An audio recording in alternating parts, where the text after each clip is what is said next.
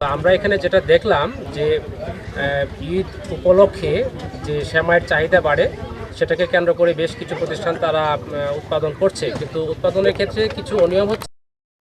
অনুমোদিত আমরা ফ্লেভার পেয়েছি, রং পেয়েছি এবং খাদ্যদ্রব্যে ব্যবহার করা যায় না এরকম আয়োডিনবিহীন লবণ পেয়েছি। এছাড়াও অপরিচ্ছন্ন পরিবেশ ছিল। তাছাড়া তারা প্যাকেটে যে ধরনের লেবেলিংয়ে ঘোষণা দিয়েছে সেই ঘোষণার সাথে বাস্তবে উপাদানের গড়মিলও পেয়েছি। তো সব কিছু মিলিয়ে আজকে আমাদের এই সৈয়দপুরে 3টি প্রতিষ্ঠানে 1,30,000 টাকা অর্থদণ্ড করা হয়েছে। জনস্বার্থে, ভোক্তা স্বার্থে আমাদের এই তদারকি অভিযান অব্যাহত থাকবে। বিশ্বের নানা প্রান্ত থেকে রেমিটেন্স লেনদেনে নগদ নিয়ে এলো হার নামানা হার অফার। সর্বনিম্ন 10,000 টাকার রেমিটেন্স নগদে পাঠালে স্বর্ণের হার জেতার সুযোগ।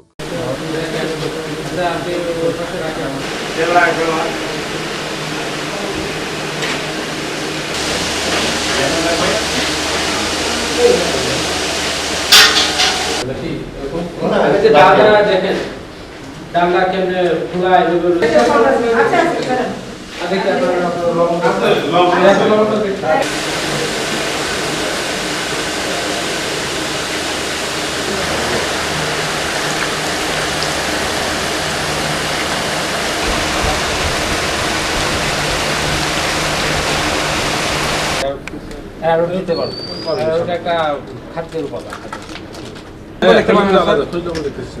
এখন এটাতে কি সে লবণ দেয়?